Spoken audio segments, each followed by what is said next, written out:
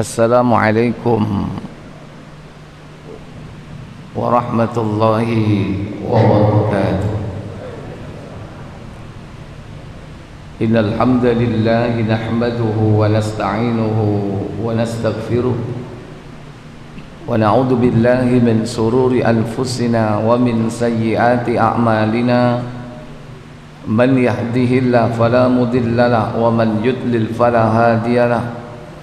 وأشهد أن لا إله إلا الله وحده لا شريك له وأشهد أن محمدا عبده ورسوله. اللهم صل وسلم وبارك على محمد صلى الله عليه وعلى آله وأصحابه ومن تبعهم بإحسان إلى يوم الدين. أما بعد. Puji syukur kita panjatkan hanya untuk Allah semata yang telah melimpahkan nikmat kepada kita. Nikmat yang terbesar yang Allah berikan kepada kita adalah nikmat iman dan nikmat Islam. Nikmat yang wajib dipelihara, dijaga sampai malakul maut menjemput kita.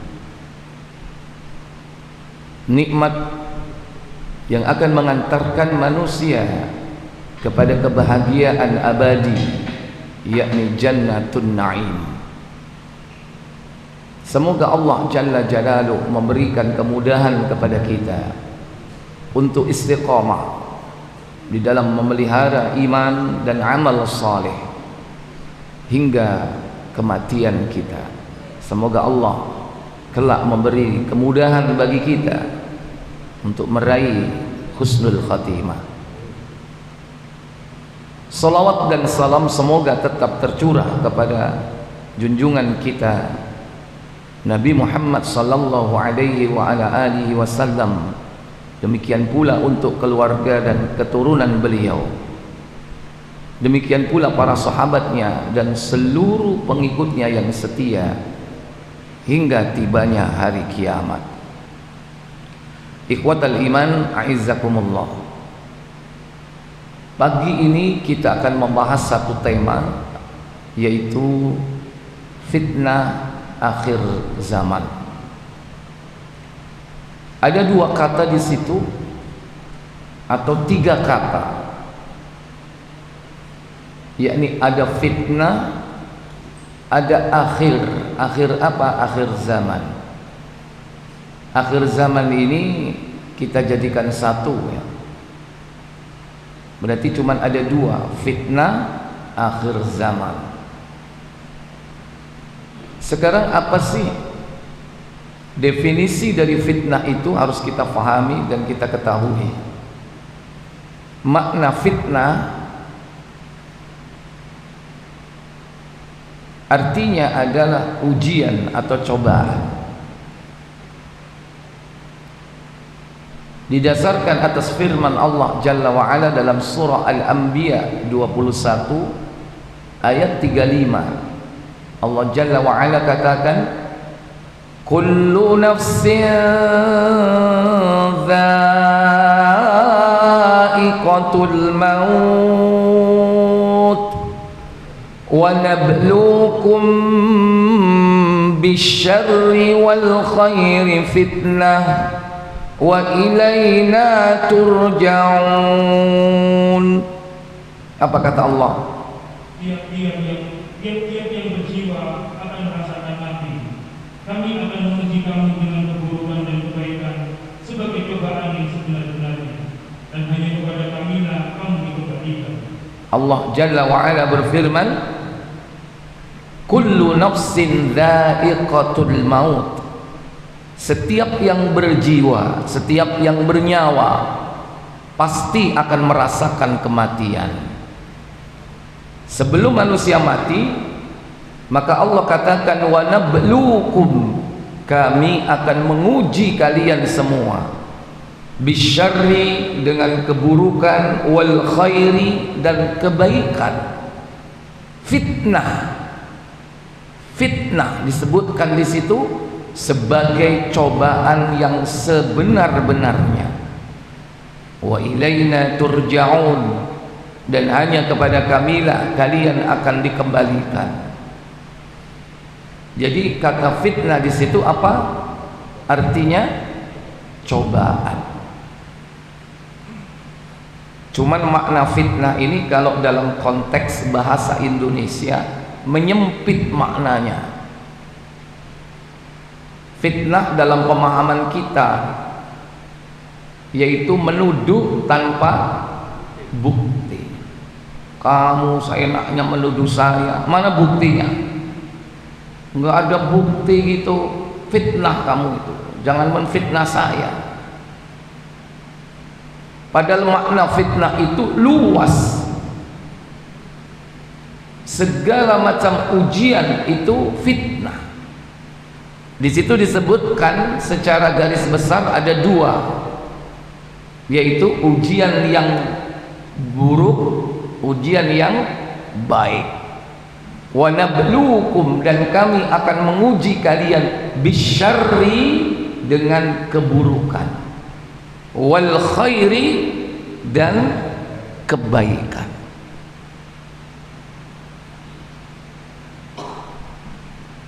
Maka keburukan itu ujian, penderitaan, kemelaratan, kesengsaraan. Tapi jangan lupa kesenangan pun itu ujian.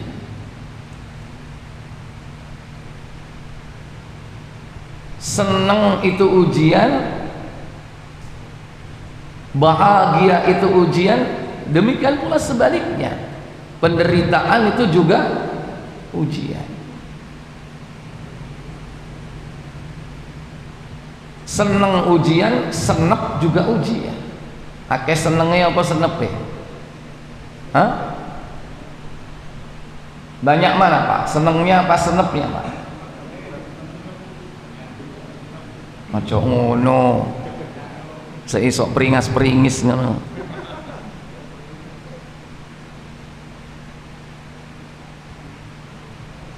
Cuman kadang orang itu merasa diuji kalau diberi ujian yang gak enak. Cak, tunggu aku yo cak yo, sabar. Apa? Aku diuji Allah. Diuji apa? Bojoku minggat cak. Ya? Ujian itu. Tapi pernah nggak ada orang datang merasa diuji ketika dapat nikmat? Cak, tungakno aku cak yo. Tungakno apa? Supaya aku sabar. Aku lagi diuji oleh Allah. Diuji apa? Aku mari tuku omah anyar cak. Ada nggak? Nggak ada. Padahal itu juga ujian, itu sama. Dua ini merupakan perkara yang dipergilirkan oleh Allah kepada kehidupan manusia. Kadang gak enak, kadang enak, balik lagi gak enak, kadang enak, gitu. Itulah fitnah. Fitnah kehidupan. Dan kalau disebutkan setiap yang bernyawa pasti merasakan kematian, sebelum dia mati diuji, berarti seluruh manusia itu diuji. Sementara manusia itu dimulai dari siapa? Adam. Adam diuji oleh Allah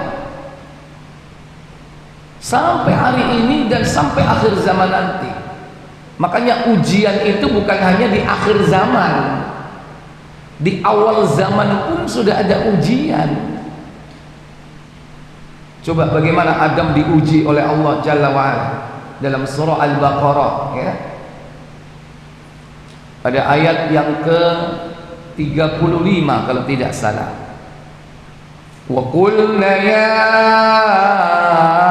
Adam uskun anta wa zawjukal jannata fakula minha ragadan haitsu syi'tuma wa la taqraba hadhihi asy-syajarata fatakuna minadh dhalimin.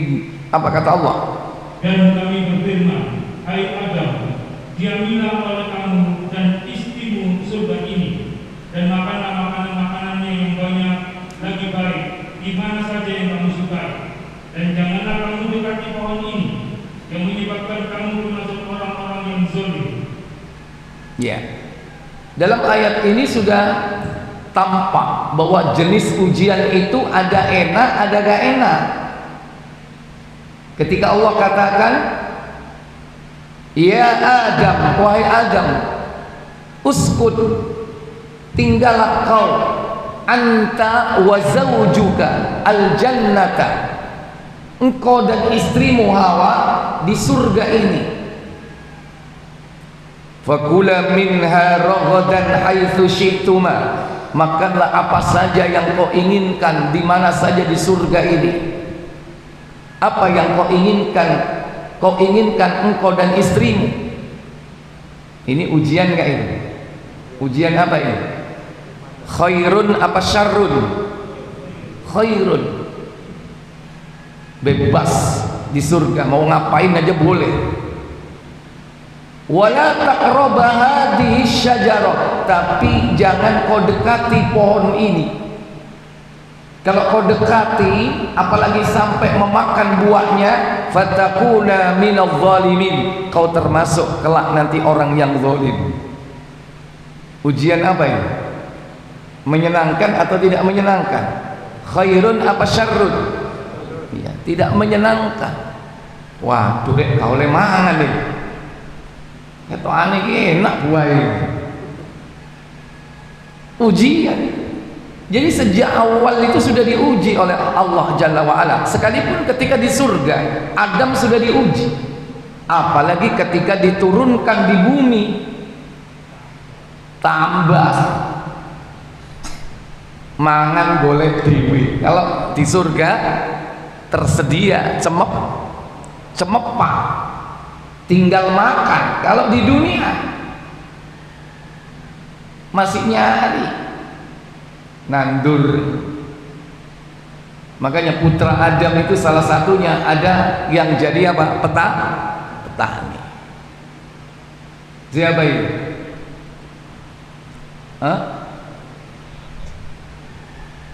Satunya jadi petani, satunya jadi pengembala.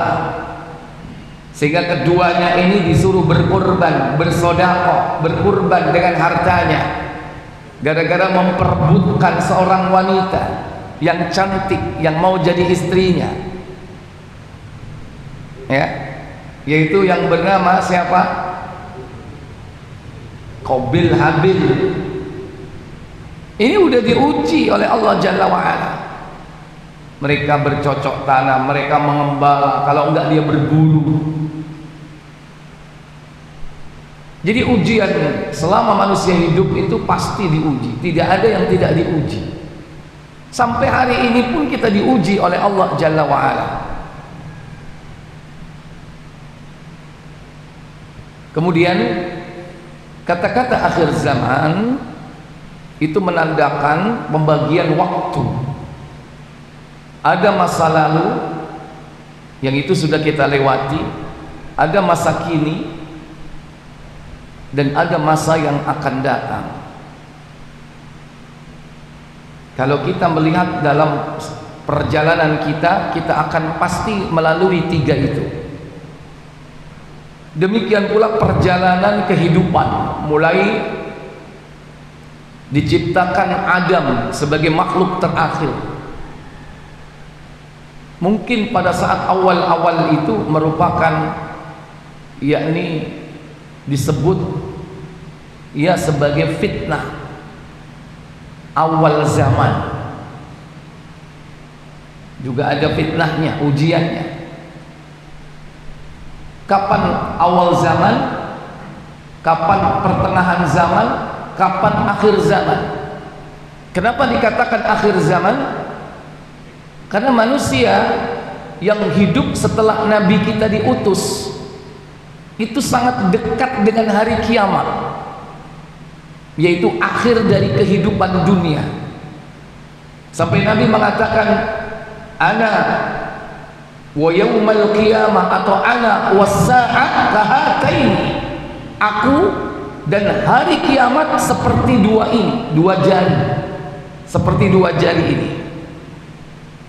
Beliau menunjukkan, mengisyaratkan dengan apa? Telunjuk dan jari tengahnya. Berarti dekat atau tidak? Sangat dekat sekali. Sementara Nabi kita Muhammad diutus 14 abad yang lalu, berarti sudah 14 abad lebih sampai hari ini berlalu. Nah, ini yang dimaksud mungkin dengan akhir zaman, yakni zaman detik-detik menjelang tibanya as-sa'ah, hari kiamat. Nah, dari situlah Nabi kemudian menyampaikan kepada kita tentang tanda-tandanya. Min asyratis sa'ah, di antara tanda-tanda kiamat yang para ulama kemudian membagi, ada alamat as-sughra dan alamatul kubra, yaitu tanda kecil dan tanda besar. Ikhwatal iman a'izzakumullah. Tetapi manusia sekalipun akan menghadapi fitnah yang mungkin tidak ada pada pertengahan zaman dan tidak ada di awal zaman, tapi fitnah yang mendasar dalam kehidupan ini pasti tidak akan hilang. Fitnah yang paling basic, yang paling dasar. Di antara fitnah yang paling dasar dalam kehidupan ini, yang pertama yaitu wanita, kemudian harta.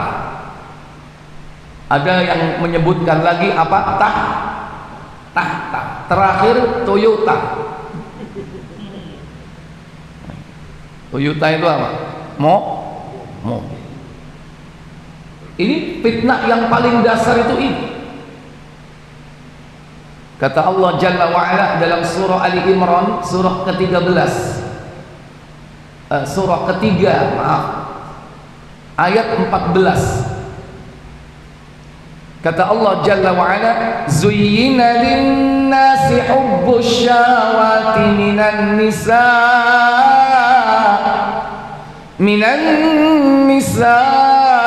wal banina wal qanatiril muqantarati minadh dhahabi wal fiddati wal khaylil musawwamati wal an'ami wal harsh, dzalika mata'ul hayatid dunya wallahu indahu husnul ma'ab. Apa kata Allah?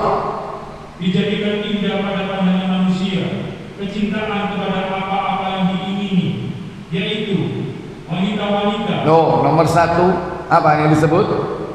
Wanita. Kata Allah Jalla wa'ala, zuyyina linnas, dihiasi kehidupan manusia itu dengan apa? Hubbus syahawat. Hubbu, cinta. Cinta kepada apa? Syahawat. Kepada apa-apa yang diinginkan. Makanya para ulama membagi fitnah ditinjau dari segi bahayanya itu ada dua, yaitu syahwat dan subhat. Dua-duanya ini yang akan kita hadapi.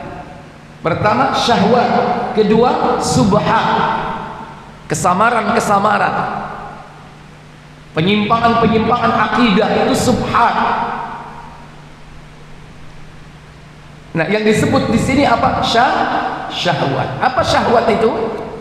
Keinginan. Terlalu banyak keinginan manusia.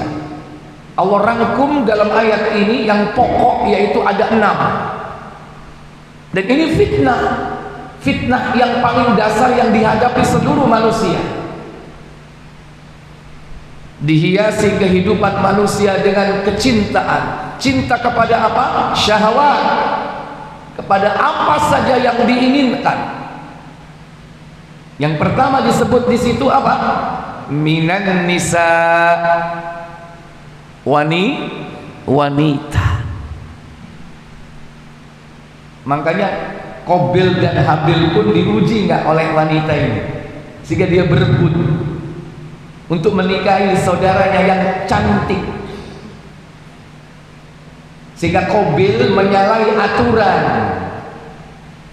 Akhirnya Qabil tidak terima, karena yang diterima sedekah kurbannya adalah Habil, adiknya. Akhirnya dia bunuh adiknya. Fitnah atau tidak itu? Fitnah apa? Wanita. Masih ada nggak sekarang fitnah ini? Hah? Fitnah wanita ini terutama siapa yang diuji dengan wanita? Laki. Sing durung rabi kepingin rabi. Fitnah. Sing wis rabi fitnah nggak itu? Iya. Pengen nggak rabi mana? Sing ngomong gak pengen iku kolai ana bojoe, gak wani. Lu wong pengen aja boleh gak pengen, Pak? Boleh wong pengen kok. Masih wis tua-tua jenggot putih lho. Saya kepingin kok.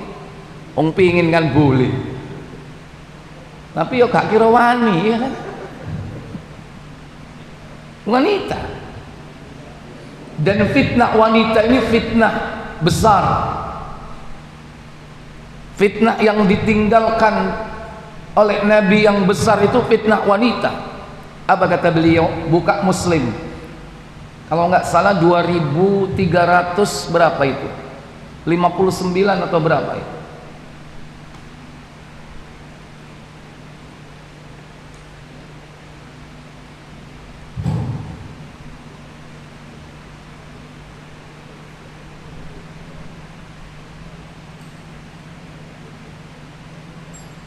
Kata Nabi, hadisnya berbunyi ini, tidak ada satu fitnah yang lebih dahsyat sepeninggalku.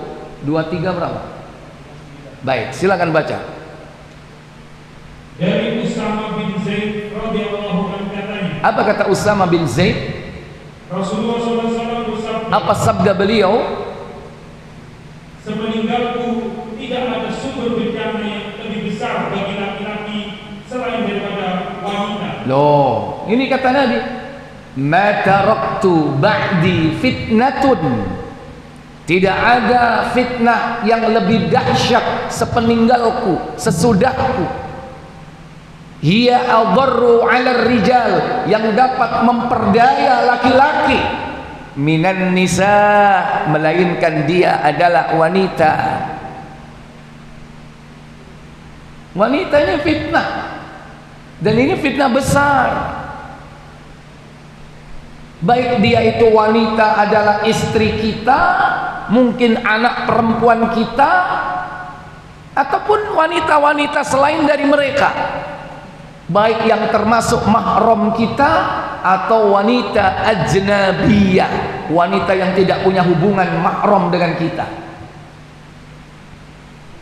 Sama. Contoh istri, wanita enggak? Ujian enggak buat kita? Ujian atau tidak? Ujian. Wanita ini cenderung bengkok kata Nabi, makanya harus dinasehati. Ujian buat laki-laki itu, karena tabiat wanita itu bengkok.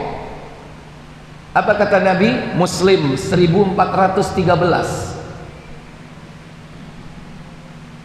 Beliau memperingatkan kita para lelaki untuk bijaksana dalam membimbing wanita-wanita kita. Ini contoh istri.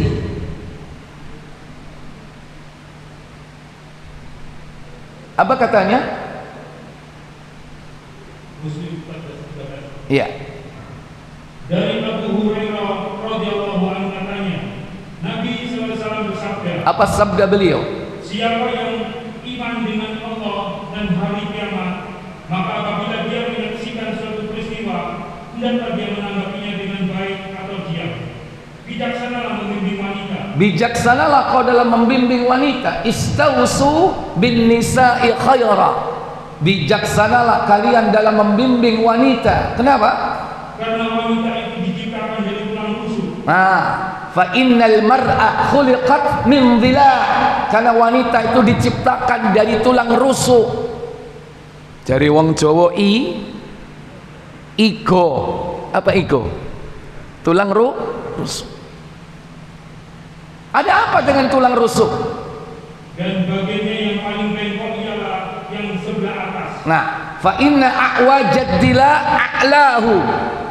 Yang paling atas. Makanya dalam surah An-Nisa ayat pertama, wa khalaqa minha zawjaha. Hawa itu pertama kali diciptakan dari tulang rusuk Adam yang sebelah kiri, dan disebutkan dalam hadis ini yang paling atas, yang paling bengkok. Kenapa yang paling bengkok ini konsekuensinya? Jika engkau berusaha meluruskannya, niscaya dia patah. Iya, idza dhahabta tuqimuhu kasarta. Jika kau hendak meluruskan yang bengkok itu dengan paksa, dia akan patah. Maka jangan dikeras. Yang bijaksana dalam membimbing wanita. Karena begitulah tabiat wanita. Wanita itu bengkok. Nek dikencengno, dipaksa, bakal pore. Yo kadang purian barang kok, buntel kelambi, patah dia kalau dipaksa diluruskan. Dan mematahkannya, kata para ulama, apa? Mematahkannya adalah menceraikannya. Jadi kalau sudah cerai itu berarti patah. Berarti apa? Laki-lakinya meluruskan dia dengan paksa. Makanya harus pinter-pinter kita membimbing wanita itu. Ini ujian. Tapi jika dibiarkan, tidak dididik, tidak dinasihati, tidak dibimbing, apa kata Nabi? Tetapi jika engkau biarkan, dia akan senantiasa bengkok. Iya, fa in taraktaha fa in lam yazal a'waj. Dan jika kau biarkan, maka dia akan selalu bengkok. Tambah nemen bengkok. Dan ini kita sudah rasakan dalam hidup kita.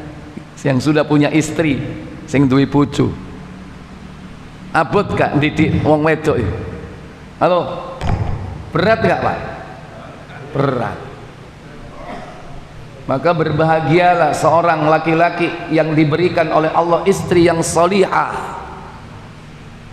Sembayang gak ngongkon, budal dewe. Ya kan? Solehah kan? Solehah. Tapi kadang ada yang gak begitu. Deling lombulet lah. Ya kan? Dituturi nurut. Soleha nggak? Soleha. Tapi ono sing dituturi bangkel. Ada nggak? Curhat yo. Itulah fitnah wanita. Istri, demikian pula anak-anak perempuan, itu juga ujian buat kita. Demikian pula bukan hanya yang ada di lingkungan keluarga kita, tapi juga wanita-wanita yang ada di luar, itu juga ujian.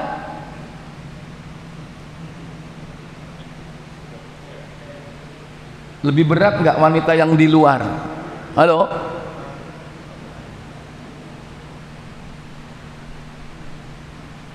Maka kita diberikan oleh Allah Jalla wa'ala tips kalau kita difitnah dengan wanita yang ada di luar. Pertama, dari cara melihat. Karena tidak mesti wanita di luar itu mereka menutup auratnya. Kadang auratnya terbuka. Iya nek wis tuwa, iki senom. Kalau wanita muda aurat terbuka, bukan hanya yang muda tertarik. Sing tua-tua yo seisok, walaupun hanya ngelek itu. Iya kan? Maka Allah perintahkan kita apa? Ghaddul basar, menundukkan pandangan karena fitnah. Kata Allah Jalla wa Ala dalam surah An-Nur 24 ayat 30, wa kullil mu'minin yaghuddu min absarihim wa yahfadhu furujahum dzalika azka lahum. Apa kata Allah?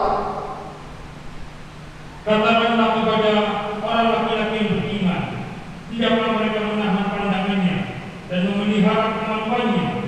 Yang demikian itu adalah lebih suci bagi mereka. Sesungguhnya Allah Maha mengetahui apa yang mereka berbuat.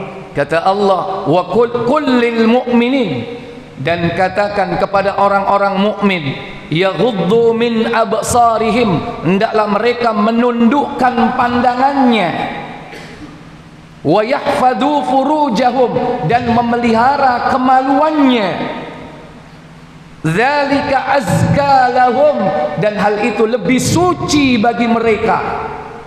Allah sebut dua instrumen di situ. Apa dan apa? Instrumennya itu pandangan, fungsinya. Instrumennya apa? Mata. Saya nggak tanya fungsinya, nanti bahaya tanya fungsi yang kedua, iya kan? Instrumennya pertama adalah mata, yang kedua apa? Kemaluan. Dan ini dua perkara yang sangat berkaitan ini. Kejahatan seksual itu awalnya dari apa? Dari mata. Coba wong kabeh buta, doli ono nggak? Lah apa nang doli? Buta ya kan? Gak ada dalan ya. Nyasar nang gone Majen Sungkono. Mata gara-gara. Makanya bahaya kedua ini. Awalnya dari mata turun ke hati, ke situ kok ke hati. Itulah nyanyian itu. Dari mata turun ke situ, ya kan? Makanya sebelum turun ke bawah di tengah perjalanan dihadang, dipotong. Mana? Hati. At-taqwa hahuna. Takwa letaknya di sini. Mumpung dorong sampai ngisor, tek wis mandek kok. Karena itu letaknya takwa. Istighfar. Dua ini disebut. Makanya para pemuda itu diperintah kalau sudah mampu nikah, segera nikah. Ya ma'syaras syabab, wahai para pemuda, man istata'a minkumul ba'a, jika kau mampu menikah, memberikan nafkah untuk istri, zahiran wa batinan, zahir dan batin, falyatazawwaj, maka hendaklah kau menikah. Kenapa? Fa innaha aghaddu lil basar, karena nikah itu dapat menundukkan pandangan, wa ahsanu lil farj, dan dapat membersihkan kemaluan. Dua Nabi sebut, mata dan kemaluan. Caranya dengan apa? Nikah. Fa illam yastati', apabila tidak mampu, apa kata Nabi? Fa alaihi bis-shaum, hendaklah kalian berpuasa. Makanya nek durung mampu, nom-noman iku rajin poso. Iki gak poso males, hobine ndelok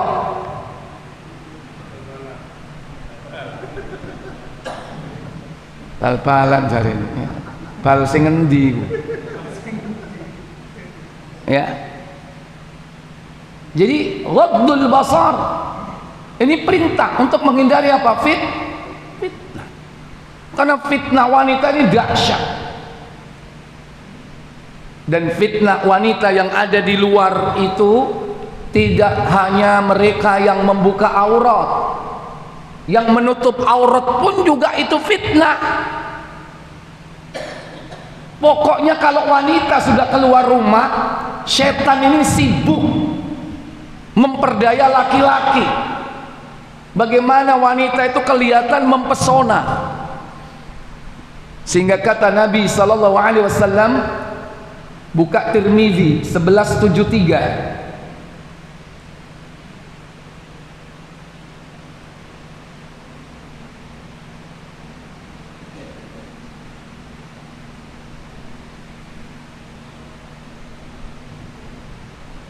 seribu 1173.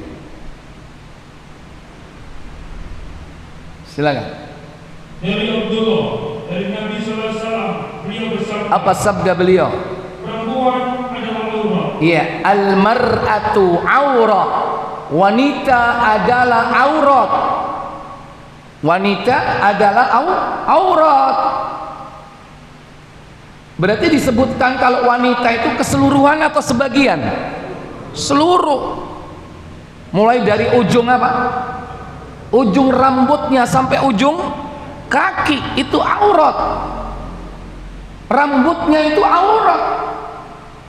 Makanya sekalipun rambutnya itu brodol, nggak boleh itu sembarangan membuangnya, harus dikubur. Rambut wanita sekalipun dia lepas dari kepalanya itu aurat. Apa menit zaman saiki usume pelet bisa dipakai untuk melet nggak ya? Kau iso melet? Iso. Nah itu contohnya.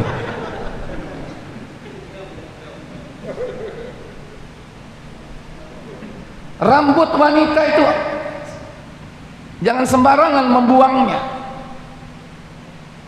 Ya. Kenapa? Kata Nabi sallallahu alaihi wasallam tentang wanita yang disebut aurat, ketika perempuan keluar, maka syaitan menghiasinya dalam pandangan lelaki. Perhatikan hadis ini. Idza kharajatil mar'ah, jika wanita keluar rumahnya, istashrafaha syaitan. Syaitan akan menghiasi wanita itu dalam pandangan lelaki. Sing ayu ketok ayu, sing ayu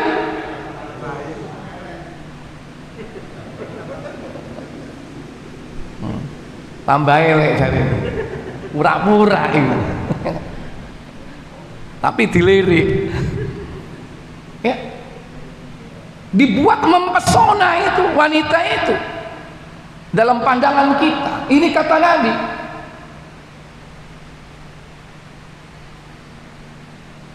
Kita berjalan ke arah barat, di depan kita itu ada wanita pakai jilbab mulai dari atas sampai bawah.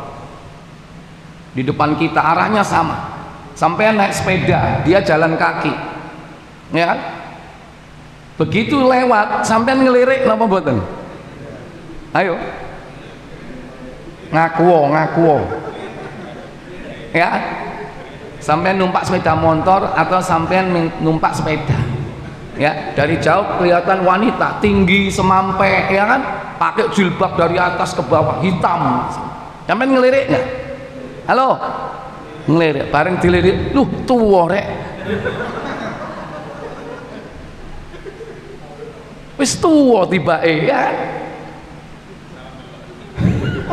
Bukan salah delok, itulah laki-laki. Sopo ae kecenderungannya seperti itu. Bedanya itu iman apa enggak begitu. Yang membedakan itu faktor iman. Tapi kecenderungan dasar manusia begitu, paling enggak lihat. Iya kan? Skewut. Ya. Syaitan itu yang membuat seperti itu, syaitan. Dan ini benar apa kata Nabi SAW. Jadi dia itu kalau keluar rumah dihiasi oleh syaitan sehingga kita penasaran, pengen tahu. Kalau berjilbab begitu kan nggak kentara kan, tua atau muda kan nggak kelihatan kan. Begitu di hadapan baru kelihatan. Penasaran kita itulah dari syaitan. Kenapa? Karena syaitan sibuk kalau lihat wanita keluar rumah, bagaimana caranya dia menghiasinya. Makanya wanita itu diperintahkan tetap tinggal di mana? Di rumah. Kalau nggak ada hajat, nggak ada kepentingan, di rumah wanita itu. Kata Allah Jalla wa'ala dalam surah Al-Ahzab 33 ayat 33, wa qarna fi buyutikun wa la tabarrajna tabarrujal jahiliyatil ula. Apa kata Allah Jalla wa'ala? Dan hendaklah kamu tetap di rumahmu dan janganlah kamu berhias dan bertingkah seperti orang-orang jahiliyah. Iya, kata Allah, wa qarna fi buyutikunna, dan hendaklah kau tetap tinggal di rumahmu wahai wanita. Kalau nggak ada hajat, kepentingan yang bersifat syar'i, nggak usah keluar rumah. Contoh apa yang syar'i? Halo? Mungkin dia menuntut ilmu, ya, dari rumah pergi ke masjid, atau mungkin barangkali kalau zaman sekarang ini karena kesibukan suami, anaknya sekolah, mungkin ngantar apa? Ngantar anak sekolah. Hajat-hajat yang mau tidak mau harus dilakukan. Tapi kalau nggak ada kepentingan, terus gak usah melaku nanti. Nek zamane bapak-bapak melaku nang tunjungan, ya, itu apa? Lewat toko ngumbah moto lo itu, kan itu menyesatkan nggak? Ngumbah moto sing didelok wong wedok-wedok. Itu bukan ngumbah moto, iya memang moto itu diumbah, tapi hati tambah kotor. Jadi hati-hati, para wanita itu kalau nggak punya kepentingan hajat, dia bisa menjadi sumber apa? Sumber fitnah. Istri kita, anak-anak perempuan kita, jangan sampai dia jadi sumber fitnah, sehingga ketika dia keluar rumah menjadikan fitnah di jalan-jalan, membuat laki-laki terpesona, membuat laki-laki timbul syahwatnya, sekalipun dia menutup aurat. Kadang merasa berjilbab, kan saya sudah pakai jilbab, kadang jilbabnya gaul, ya kan, jilbab kok ngapret, kan tujuannya menutup aurat. Ini jilbabnya dililitin di leher, atau kadang pakai jilbab bawahnya strip. Jangankan yang seperti itu, yang berjilbab syar'i saja syaitan juga sibuk membuat orang lain tergoda. Berdasarkan apa yang diucapkan oleh Nabi tersebut, wala tabarrujna, jangan kalian bertabarruj, tabarrujal jahiliyatil ula, jangan kalian berdandan berhias, bertabarruj seperti berhiasnya orang-orang jahiliyah, yaitu apa? Auratnya sebagian terbuka.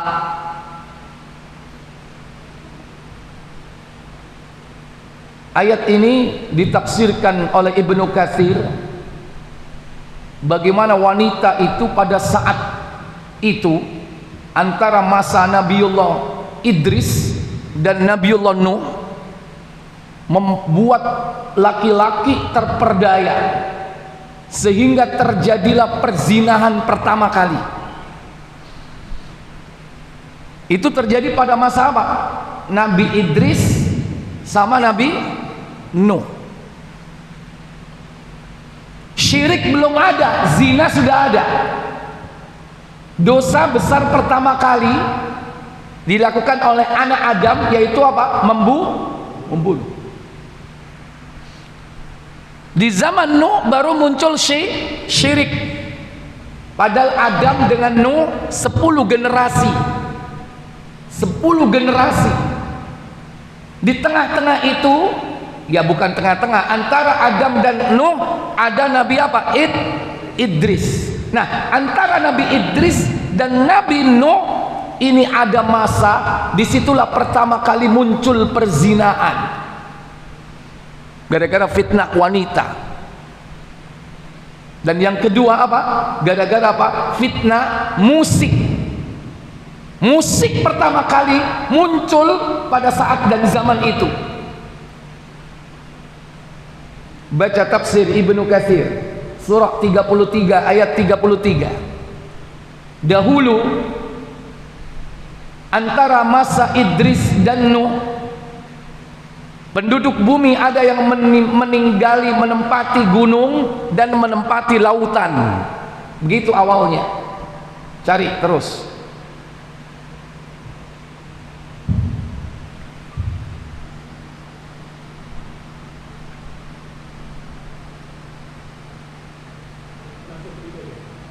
Boleh mulai dari tabarrujna, dan janganlah kau berhias, mulai dari situ.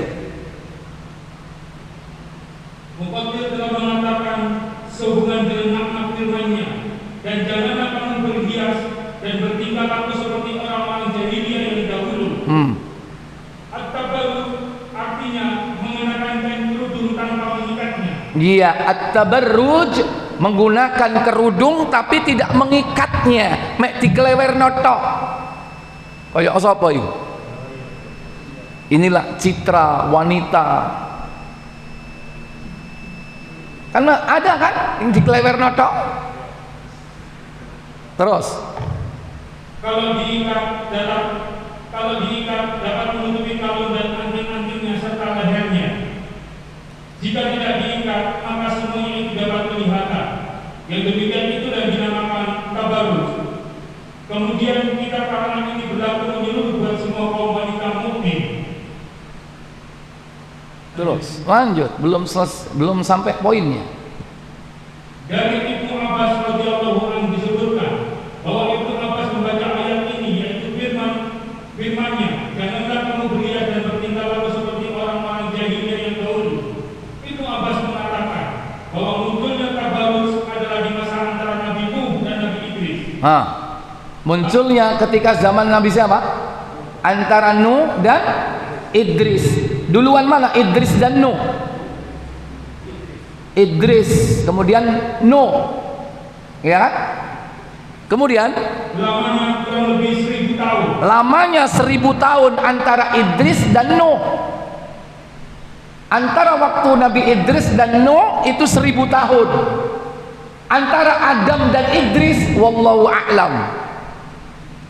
Terus itulah permulaannya. Sesungguhnya salah satu dari dua kabilah keturunan Adam bertempat tinggal di daerah dataran rendah, sedangkan yang lainnya tinggal di daerah perbukitan. nah, anak cucu Adam itu ada yang tinggal di daerah dataran rendah sampai ke pantai, ada yang berada di dataran tinggi yaitu pegunungan. Ya sekarang ya juga, makanya ono sing nang gunung, ya ono sing nang gone laut, makanya ono sing nang prigen, ono sing nang keng padha wae. Ya, terus Tersebutlah bahwa kaum pria orang-orang yang tinggal di daerah pegunungan terkenal dengan ketampanannya, sedangkan kaum wanitanya tidak cantik. iya. Jadi kan di gunung itu laki-lakinya itu ganteng, perempuannya jelek. Kenapa? Mungkin yang bekerja itu perempuan, ngambil air, ya kan? Kan ada yang di lukisan itu kadang wanita bawa kendil, ya bawa air, bekerja dia, mungkin sebagai petani, jelek mungkin. Karena sebab apa? Karena kondisi geografis. Sementara laki-lakinya tidak ganteng-ganteng. Ya ada faktor genetik juga sebetulnya. Tapi faktor geografis juga mempengaruhi, faktor lingkungan. Sebaliknya yang ada di pantai, lanjut. Lain halnya dengan mereka yang tinggal di daerah perbukitan. Kaum kok perbukitan. Keliru. Yang ada di pantai. Sebaliknya, yang laki apa? Jelek. Kenapa? Sebagai nelayan. Perempuannya cantik-cantik, laki-lakinya boros. Kenapa? Karena melaut, boros, terpapar matahari, kelihatan tua, udah hitam tua. Sing wedok nang omah kalapo-lapo, oleh iwak didol, oleh duit tuku paes, ya, pipiye dilus-lus, ya kan. Makanya tambah cantik. Nah, kemudian apa yang dilakukan oleh iblis? Lalu iblis akan pun mau mendatangi seorang laki-laki lelaki dari kalangan penduduk dataran rendah dalam rupa seorang pelayan. Lalu ia menawarkan jasa pelayanan kepadanya. Iya, maka datanglah iblis menyamar sebagai apa? Sebagai seseorang pembantu yang datang kepada seorang juragan untuk melayani urusan-urusannya. Dalam riwayat yang lain, dia datang kepada penduduk pegunungan, membantu mereka. Untuk apa? Mengembalakan ternak. Lantas iblis menciptakan sebuah alat. Apa itu? Akhirnya isi iblis menjadi pelayan lelaki itu. Kemudian iblis membuat suatu alat musik yang semisal dengan apa yang biasa dipakai oleh para pengembala. Ya, yang biasa dipakai oleh para pengembala. Alat musik itu ditiup. Apa? Inilah alat musik pertama kali yang diciptakan oleh iblis. Apa? Seruling. Makanya kan ada lukisannya kan, anak gembala bawa caping, naik di atas apa? Kerbau, kemudian dia membawa seruling. Itu seperti itu mungkin gambarannya. Jadi pertama kali yang menciptakan alat musik itu siapa? Iblis. Dan sampai hari ini dipakai di mana-mana. Orang Islam memakai alat yang ditiup itu.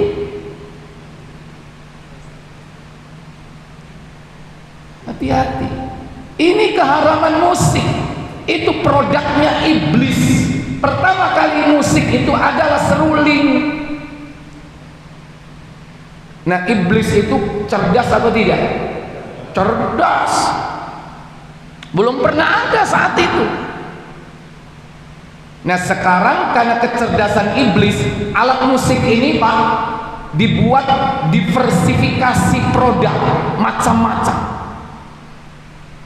Bukan hanya yang ditiup, ada yang dipukul, ada yang dipetik, ada yang digesek. Apa digesek? Yang ditaruh di sini, ada yang berdiri. Ya, banyak nggak? Itu semua produk iblis. Yang dipetik apa? Gitar. Ada yang duduk dipetik gini apa? Ya, ini loh, kecapi, siter. Ada yang besar begini berdiri, harpa. Ada yang dibuat ngamen pas kotak dem ya dari ban ya. Saya ono nggak? Macam-macam itu semua dari iblis. Yang ditiup aja sekarang bukan hanya seruling, apa? Harmonika, apa lagi? Trompet, saksofon, ya. Dan sampean suka nggak mendengarkan Kenny G? Dulu masih saya kadang mantuk-mantu sian kok. Itu semua produk iblis. Terus apa yang dilakukan oleh iblis? Allah tersebut dapat mengeluarkan bunyi-bunyian yang sangat merdu. Terus. Dan belum pernah orang-orang di masa itu mendengarkan suara seindah itu.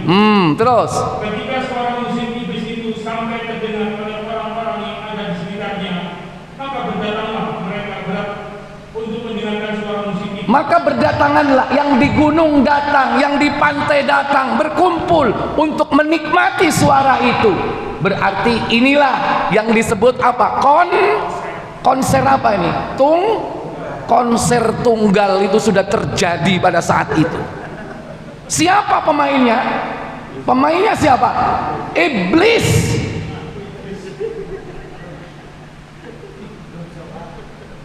Lu ngono lu sampean kok kepingin delok.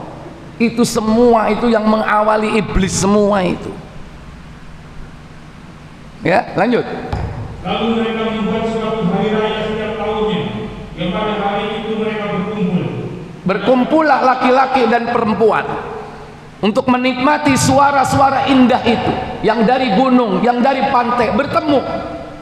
Terus pada saat itu kaum wanita mereka menampakkan dirinya kepada kaum prianya dengan memakai perhiasan dan tingkah laku jahiliyah. Begitu pula sebaliknya, kaum pria mereka berhias diri untuk kaum wanitanya pada hari raya itu. Lalu ada seorang lelaki dari kalangan penduduk daerah pegunungan mendatangi hari raya mereka itu, dan ia melihat kaum wanita daerah dataran rendah cantik-cantik. Ayu-ayu rek wong kenjeran nih. Sing teko Trawas mudun kenjeran ayu-ayu rek ngono. Kan deket pantai. Apa yang terjadi? Ia memberitahukan hal itu kepada teman-temannya di daerah pegunungan. Akhirnya mereka turun dari gunung dan bergaul dengan wanita daerah dataran rendah. Terus? Maka timbullah fahisha, perbuatan zina di kalangan mereka. Maka disitulah terjadi perbuatan keji yang bernama zina. Makanya dua-duanya ini kadang berkumpul. Apa? Musik, apalagi khamr, dan selanjutnya akhirnya terjadi perzinahan.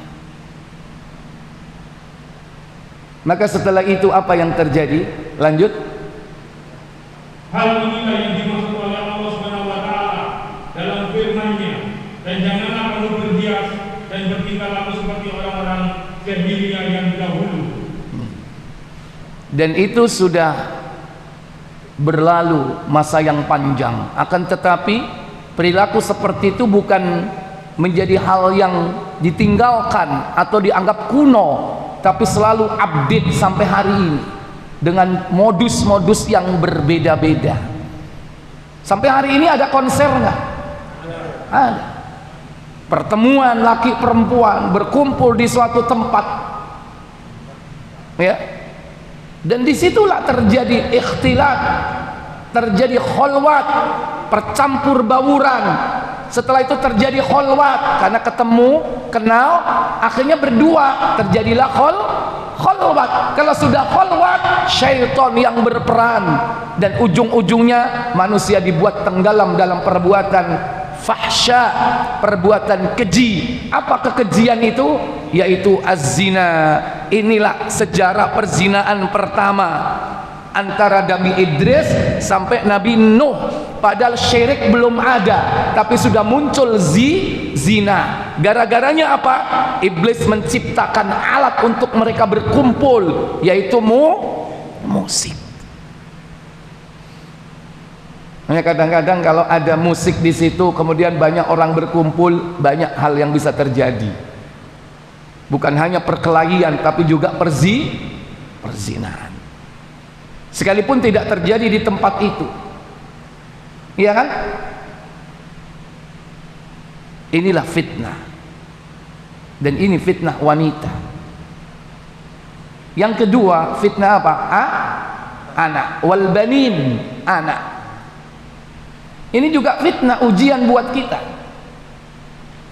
Bahkan anak ini nanti bisa menjadi musuh kita. Ketika anak ini melupakan kita dari Allah. Dalam surah tadi yang dibaca oleh imam tadi, surah Al-Munafiqun, ya, disebutkan di situ, ya ayyuhalladzina amanu la tulhikum amwalukum wa auladukum an dzikrillah. Ayat 9 atau 10 surah 63. surah 63 Al-Munafiqun.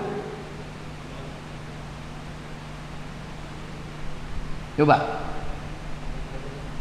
wahai orang-orang yang beriman, ayat 9, la tulhikum amwalukum wa auladukum an dzikrillah wa may yaf'al dzalika, silakan. Hai orang-orang yang beriman, janganlah hartamu dan anak-anakmu melalaikan kamu dari mengingat Allah. Iya, melalaikan kalian dari mengingat Allah. Umpamane anak isik cilik, bayi, azan Allahu Akbar, Allahu Akbar, nangis. Iki lho nek wayahe azan kok mesti nangis. Cup. Akhirnya anaknya berhenti setelah sholat selesai. Fitnah atau enggak? Fitnah enggak? Fitnah. Wis turu. Dik, engko tak sholat. Teko masjid buyar. Mulai bayi jadi fitnah, jadi ujian. Nanti TK, SD jadi fitnah juga. Ujian itu. Tapi jangan sampai melalaikan kita dari Allah. Makanya Allah peringatkan di sini. Kenapa demikian? Lanjut. Barang siapa yang berbuat demikian, maka mereka itulah orang-orang yang merugi. Faulaika humul khasirun. Mereka itulah orang-orang yang rugi. Hati-hati, jangan lalai. Bahkan dia bisa menjadi musuh kita. Kata Allah At-Taghabun 64 ayat 14, ya ayyuhalladzina amanu inna min azwajikum wa auladikum aduwwan lakum fahdaruhum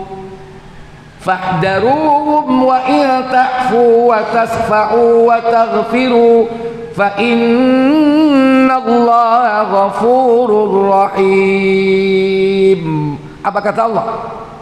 Hai orang-orang mukmin, sesungguhnya di antara istri-istrimu dan anak-anakmu ada yang menjadi musuh bagimu. Loh, ada yang jadi musuh, Pak.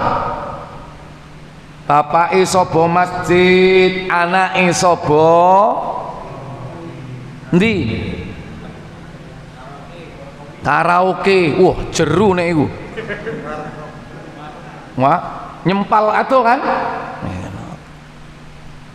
Bapak isobo masjid, anak isobo warkop, wifi-an.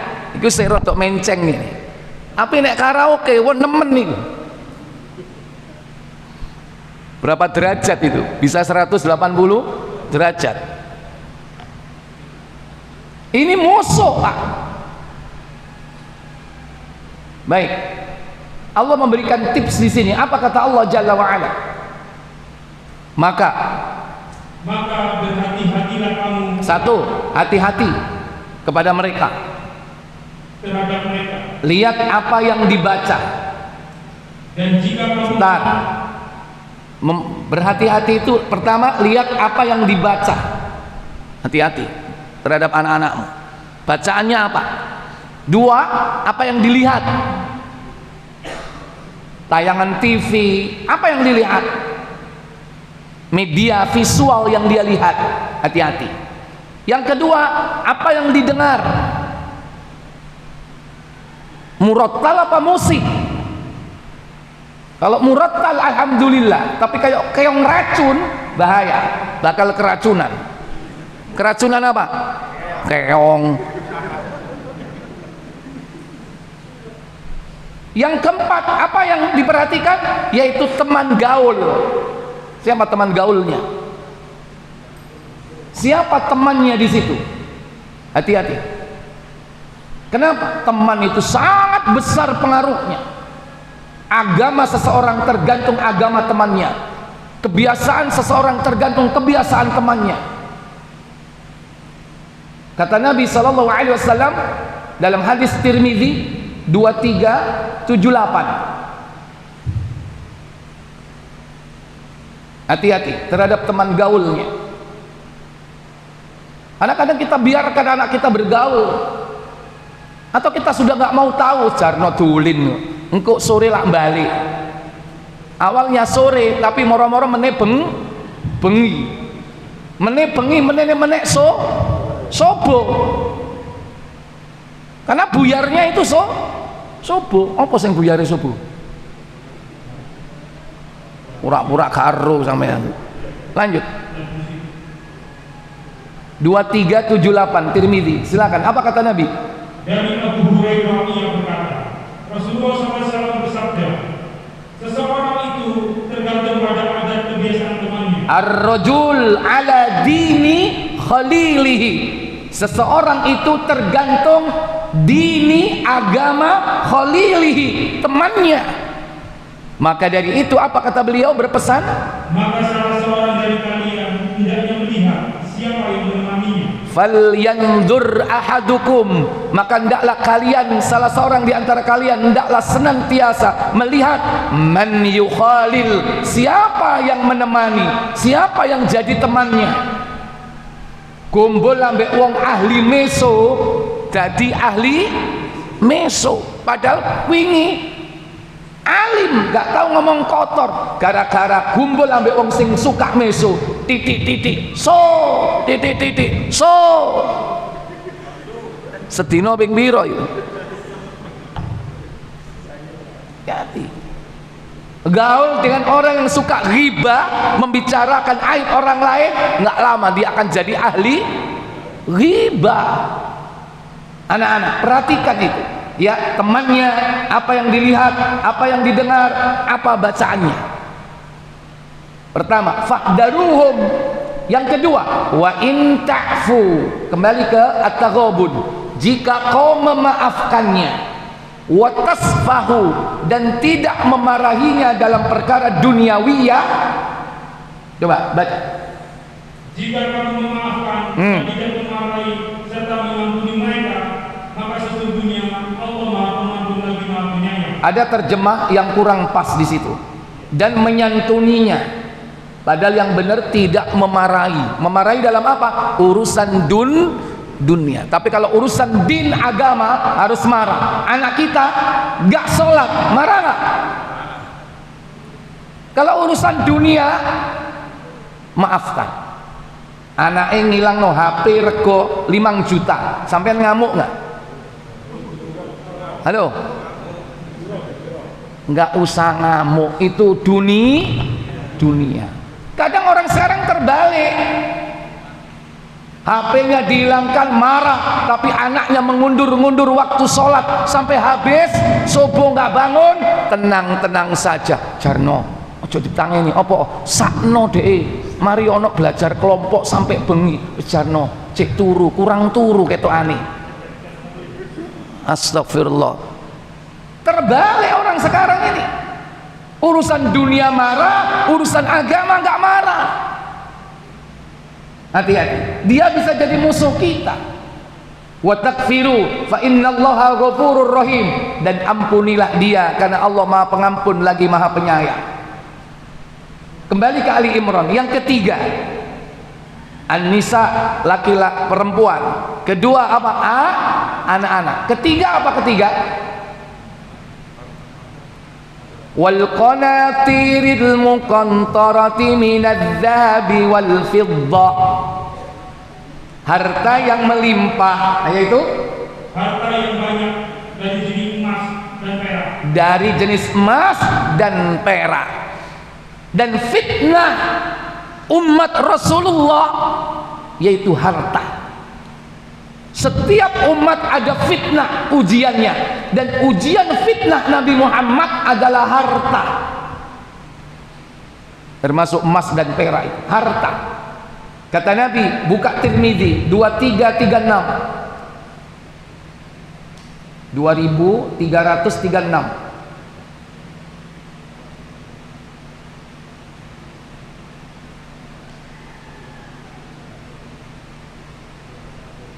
Silakan.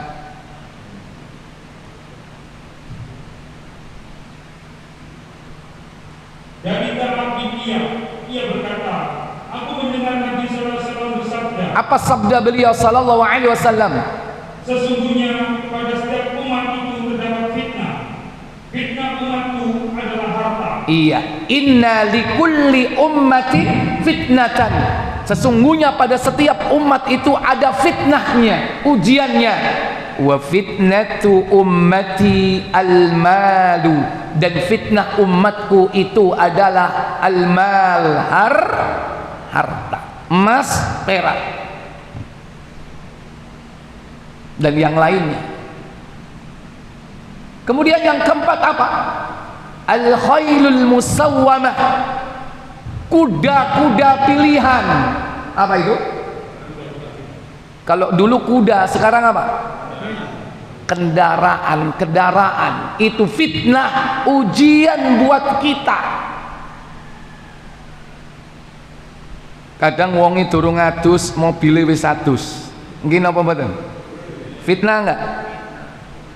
Kadang azan telat salate gara-gara apa? Ngumbah mobil. Engko ae mesisan iki teles kabeh. Wis mari. Tapi ya ngono sembayange masjid ya wis buyar. Fitnah enggak itu? Fitnah. Oleh karena itu Nabi SAW berbicara tentang kendaraan kuda, karena ini tetap bisa up to date sampai akhir zaman. Karena bisa jadi suatu saat mobil-mobil elektrik dan mekanik itu hilang, sehingga orang kembali kepada kendaraan konvensional, kuda, unta, khimar. Nah, Nabi berbicara tentang kuda atau kendaraan ada 3 jenis.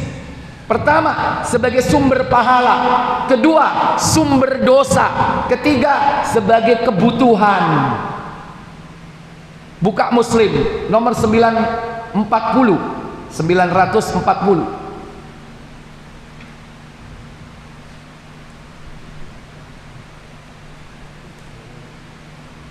Dawa ora.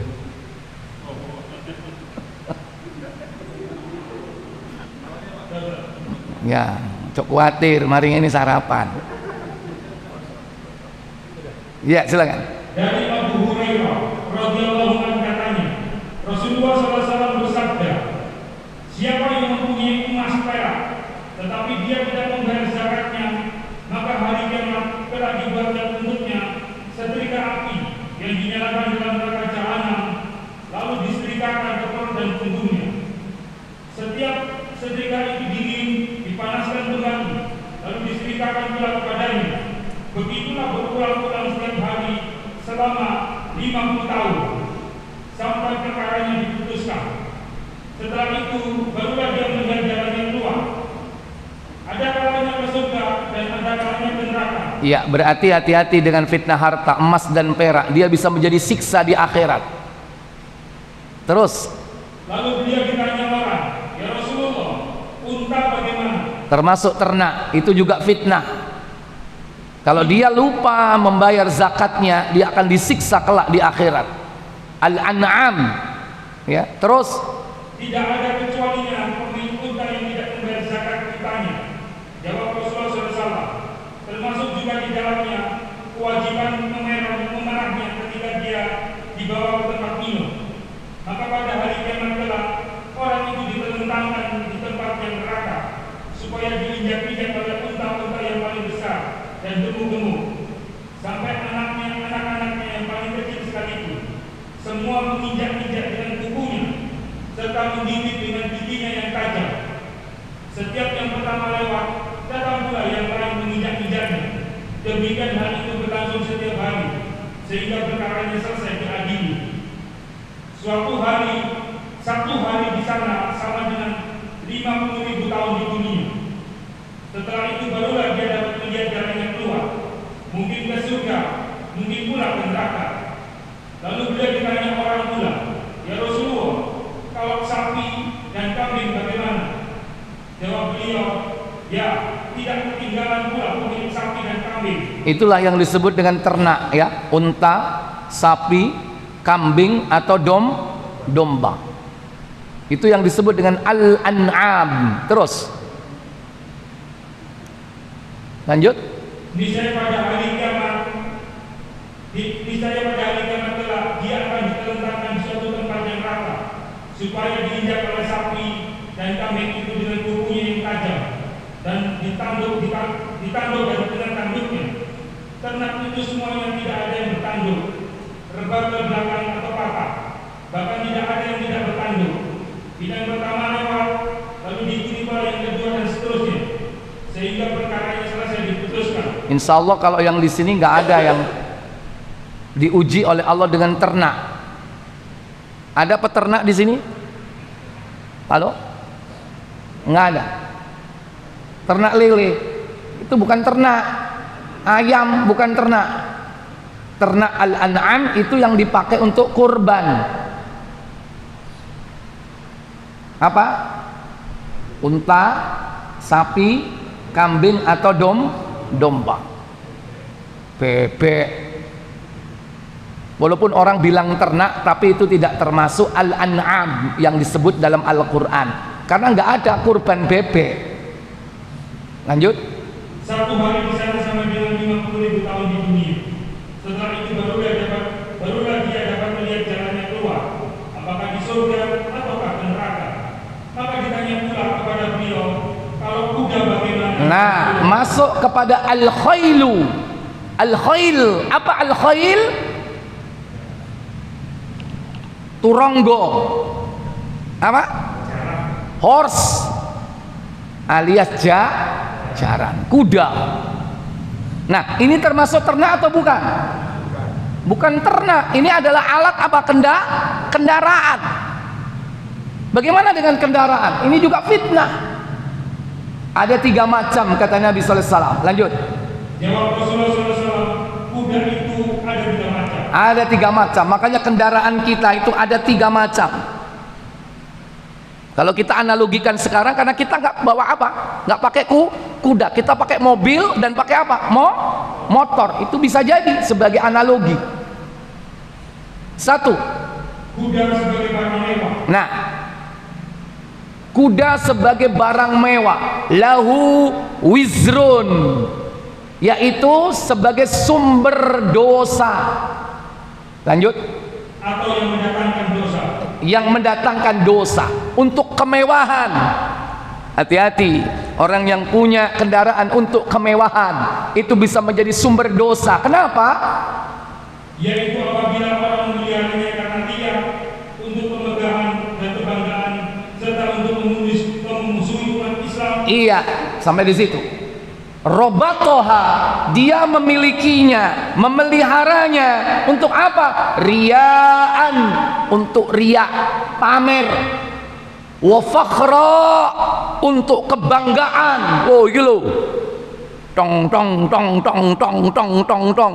Kan duwe kendaraan sing muni kaya ngono, tong tong tong. Bangga enggak?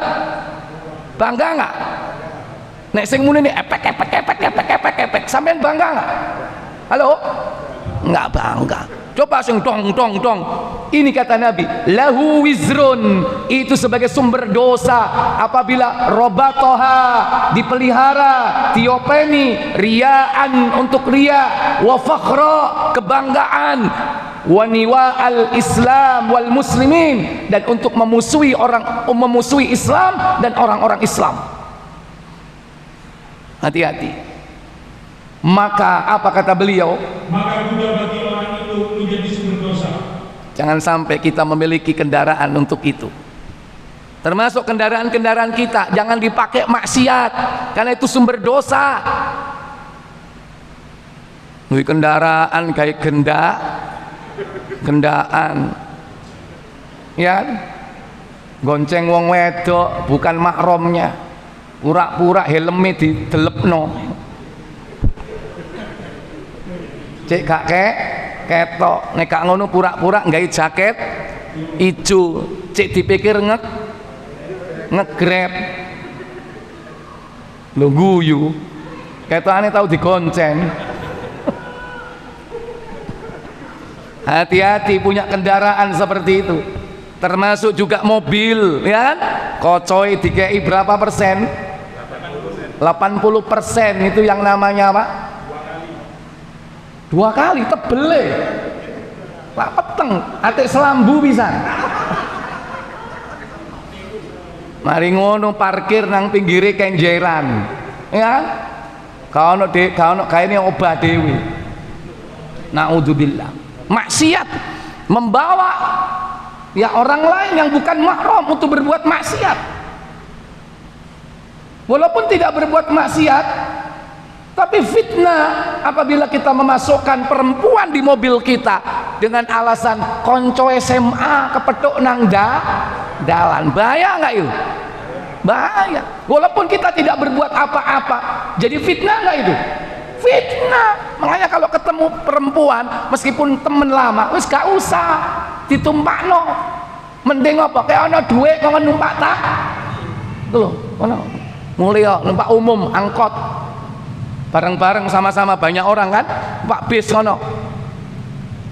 Kalau sampean, wah, lebih aman kelihatannya dengan saya daripada nanti nggak jelas, ya kan? Itulah bisikan syaitan, pura-pura sebagai pahlawan tapi kesiangan. Karena ketika sudah berdua di tempat itu, kata Nabi sallallahu alaihi wasallam, la yakhluwanna ahadukum bi imra'atin laisa lahu dzu mahramin. Tidak halal, tidak boleh, haram bagi seorang lelaki berdua dengan wanita di tempat yang di situ tidak ada mahramnya. Kalau ada mahramnya lain perkara. Cuman berdua, yang ketiga siapa? Syaitan. Ya, sumber dosa. Yang kedua, kuda sebagai kebutuhan. nah, lahu sitrun. Sitrun di situ apa? Sebagai kebutuhan. Kalau bahasa kita orang Surabaya, gawe sikil rek. Gawe sikil, apa sikil? Buat kerja kesana kemari, ya kan? Ngenterno produk, ya kan? Kulaan, dodolan, ngeterno bojo, ngeterno anak, ya kan? Ngaji, oh itu bisa naik tingkat itu kalau untuk ngaji itu. Bisa jadi yang ketiga itu nanti. Ya, lanjut. Yaitu kuda dipelihara untuk agama Allah, kemudian pemiliknya tidak lupa akan hak Allah dalam menggunakannya sebagai angkutan dan kendaraan. Iya, untuk fungsi angkutan, ya, kebutuhan. Terus, maka kuda bagi orang itu adalah pakaian atau kebutuhan. Kebutuhan dan pakaian, karena dia menutup aurat kita dengan adanya itu. Kemudian, kuda sebagai sumber pahala. nah, lahu wizrun, kuda sebagai sumber pahala. Nah, kendaraan seperti ini khusus dipelihara untuk agama Allah. Lanjut. Yaitu kuda yang dipelihara untuk membela agama Allah. Untuk membela agama Allah, tidak dipakai kecuali di jalan Allah. Bahkan apa? Kebutuhan pribadi pun enggak, khusus untuk di jalan Allah. Dia wakafkan kendaraannya untuk jalan Allah, untuk tidak yang lain. Iki khusus yo, apa? Pokoknya kendaraan iki ojo digawe apa-apa, kecuali siji jemput ustad, loro ngeterno ustad, telu ngeterno wong loro, papat ngeterno wong ambulan lah ini. Loh, bisa jadi yang mewakafkan kendaraannya untuk kepentingan Islam, itulah sumber pahala, tidak untuk pribadi, kebutuhan. Makanya ojo sampai nek ono wong sudah wakaf ambulan digawe pribadi, ya kan? Itu menyakitkan hati yang wakaf itu. Digawe ambulan mari ngono apa? Riyo digawa mulai mudik. Itu berarti apa? Tidak sesuai tupoksi. Apa tupoksi? Tugas pokok dan fungsinya, ya kan? Ambulan digawe ngeterno nang bandara, lumayan oleh CP. Jangan sampai ngono, kadang diputer niu ya kan? Wes klop sudah rusak kalau sudah seperti itu. Itu untuk jalan Allah, jangan dipakai yang lain. Baik, maka yang di jalan Allah ini apapun yang keluar dan masuk berpahala. Apa kata Nabi? Dan untuk membela kepentingan umat Islam di kebun-kebun atau di ladang-ladang mereka, maka apa-apa yang dimakan kuda itu di dalam kebun tersebut dituliskan bagi pemilik kebun kebajikan. Nah, kebajikan sebanyak apa yang dimakan kuda itu. Itu kalau kuda makan rumput, Kalau mobil makan apa? Maka apa saja yang diinfakkan untuk bahan bakarnya ditulis pahala. Subhanallah. Lanjut. Dan bagi pemilik kuda dituliskan pula kebajikan sebanyak tai dan kencing kuda itu. Iya, kalau tadi masuk makanan, ini yang keluar berupa apa? Kotoran. Ya kan? Kalau kuda kotoran ditulis pahala. Kalau mobil apa? Blue dicatat. Ya kan? Sebagai apa? Pahala. Sampai ngitung blue piro itu. Subhanallah. Ya kan? Yang ketiga, apalagi yang dihitung? Bila tadi kuda putus atau lepas, kemudian kuda itu lari jauh, maka dituliskan untuk pemiliknya kebajikan sebanyak jejak dan tai kuda itu. Itu kalau kuda bisa lepas. Kalau mobil masa iso melayu dewe. Maksudnya apa? Dicuri. Kalau mobil itu dicuri orang, bawa ke Madura, sejauh jarak itulah ditulis pahala. Kok Madura? Ya contoh ya. Soalnya tahu hilang ya kan. Terus lanjut. Setiap kuda itu melewati sebelah sungai, lalu dia minum tanpa sengaja atau diberi minum oleh pemiliknya, maka Allah menuliskan sebagai kebajikan bagi pemiliknya sebanyak air yang diminum kuda itu. Iya, itulah kendaraan ya. Itu bisa jadi fitnah kita, ujian buat kita. Mau pilih yang mana? Sumber pahala, sumber dosa, atau kebutuhan? Minimal yang mana? Minimal kebutuhan. Jangan sampai sebagai sumber dosa. Kemudian Nabi ditanya tentang apa? Lanjut. Lalu ditanya orang pula, bagaimana kalau himar? Kalau keledai atau himar, apa kata Nabi? Jawab Rasulullah SAW, Allah tidak menurunkan wahyu apa-apa kepadaku mengenai himar. Iya, Allah tidak menurunkan wahyu apa-apa kepadaku tentang himar. Berarti Nabi berkata seperti itu dasarnya apa? Wahyu, bukan kemauan atau hasil pikiran dia, bukan hasil pikiran Rasulullah. Itu wahyu dari Allah tentang unta, tentang sapi, tentang kambing, tentang kuda, dijelaskan secara rinci oleh Nabi. Itu dari Allah. Ketika ditanya tentang himar, bukan merasa cerdas atas Nabi mengatakan begini dan begitu himar. Tidak, Rasul berbicara itu dasarnya apa? Wahyu. Begitu pula kita berbicara itu hendaklah didasarkan atas apa? Qala Allah wa qala Rasulullah, Al-Quran dan As-Sunnah. Ya, baik. Inilah contoh fitnah secara mendasar yang akan dihadapi oleh setiap seseorang dalam kehidupan ini. Maka fitnah akhir zaman kita akan bicarakan pada pertemuan yang akan datang. Durung iki sik muqaddimah. Baik, saya pikir cukup sampai di sini. Ya, kita tutup dengan kafarat majelis. Subhanakallahumma wa bihamdik, asyhadu an la ilaha illa anta, astaghfiruka wa atubu ilaik. Wassalamualaikum warahmatullahi wabarakatuh. Ada bertanya? Kalau nggak ada, saya yang bertanya untuk memberi hadiah ini ya. Yang pertama,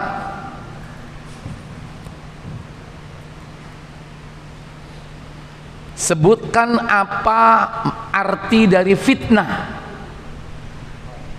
Silakan Pak. Ujian, cobaan. Nggih, barakallahu fik. Monggo Pak.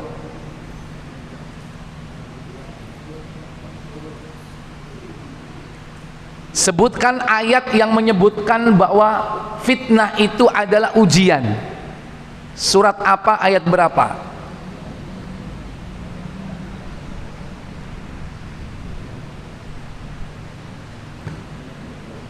Ayo, silakan Pak. Surat 21 ayat 35. Iya, Al-Anbiya ayat 35. Baik, barakallahu fik. Alhamdulillah, silakan.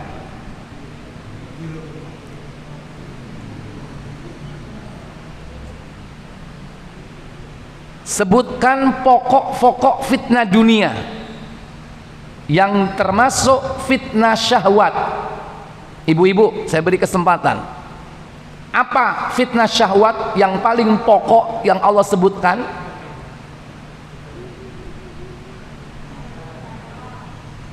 Siapa itu? Tadi siapa itu? Saya siapa? Ya wes, ibu-ibu yang tahu kan? Ya, lanjutkan. Yang jelas yang ngomong satu orang lo ya, jangan. Ya. Pertama apa tadi? Wanita. Terus?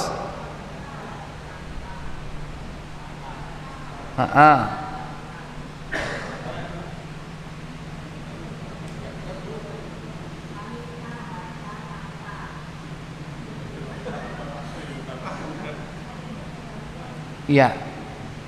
Ya wes, gak apa-apa wes.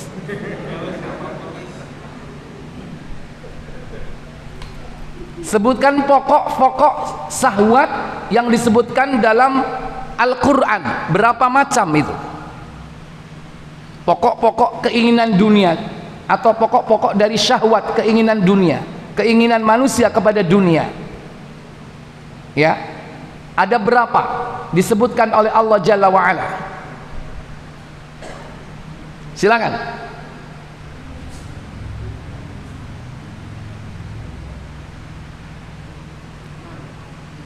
Ngacung, gak ngacung ya gak ditunjuk. Ngacung dhisik baru tak tunjuk. Nggak ngacung dulu. Mata, pendengaran, penglihatan. Ya. Yang disebutkan di Al-Quran tadi, fitnah, syahwat, keinginan manusia, syahwat manusia. Silakan. 6, betul ada 6. Apa saja? Wanita, anak-anak, harta, emas dan perak. Ya, itu harta itu emas perak itu jadi satu. Terus, nanti dulu nomor 4 apa? Kuda, kendaraan. Terus binatang ternak 5 dan sawah dan ladang. Kata Allah, dzalika mataul hayatid dunya, itulah kesenangan kehidupan dunia. Ya, baik, barakallahu fik. Terakhir, yang sudah jawab nggak boleh jawab. Sebutkan di mana itu terdapat, di surat apa, ayat berapa. Silakan.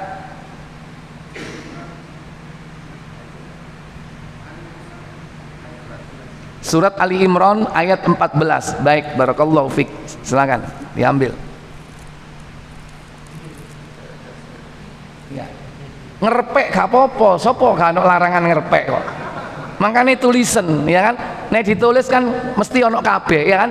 Dibaca, insyaallah dapat. Ya, ini harus istiqomah. Ini hadiah ya.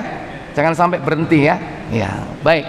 Supaya untuk menyemangati kita dan kita mendapatkan faidah dari pertemuan kita.